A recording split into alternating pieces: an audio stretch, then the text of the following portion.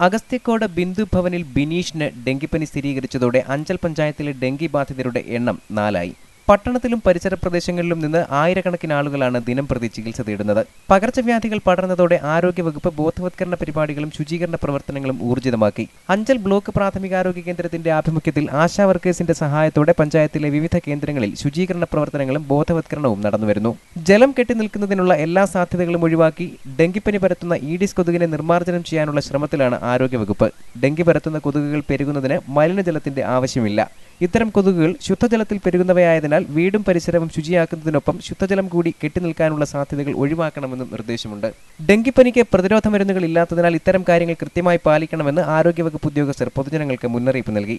വരും ദിവസങ്ങളിൽ ബോധവത്കരണം സ്കൂളുകളിലടക്കം സംഘടിപ്പിക്കുമെന്നും കുട്ടികളുടെയും മുതിർന്നവരുടെയും എല്ലാം പൂർണ്ണ പങ്കാളിത്തത്തോടെ പ്രതിസന്ധിയെ മറികടക്കാൻ കഴിയുമെന്നും ആരോഗ്യവകുപ്പ് ഉദ്യോഗസ്ഥർ ലൈവ് വാർത്തയോട് പറഞ്ഞു.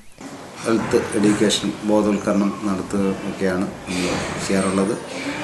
അങ്ങനെ ഇപ്പം നമ്മൾ ഈ കണ്ട കേസുകളുടെ വീട്ടിലെല്ലാം ഈ അടുത്ത ദിവസങ്ങളായിട്ട് അതിൻ്റെ അടുത്ത വീടുകളായിട്ട് 207 വീട് സന്ദർശിക്കുകയും അവിടുത്തെ അതിൻ്റെ മൃഗങ്ങളുടെ സാന്ദ്രത നമ്മൾ നോക്കിയ അടിസ്ഥാനത്തിൽ കൂടുതലായിട്ട് ഒരു എമർജൻസി ഉള്ള ഒരു ഏരിയ അല്ല എന്ന് നമുക്ക് ബോധ്യമാവുകയും ചെയ്തു. പക്ഷേ ആരോഗ്യവകുപ്പ് ഉദ്യോഗസ്ഥർ, ആശാപ്രവർത്തകരും മറ്റ് എല്ലാവരും അവിടെ ആ ഏരിയയിൽ ഒരു നിരീക്ഷണവുമായിട്ട് ബന്ധപ്പെട്ട് ഇരിക്കുകയാണ്.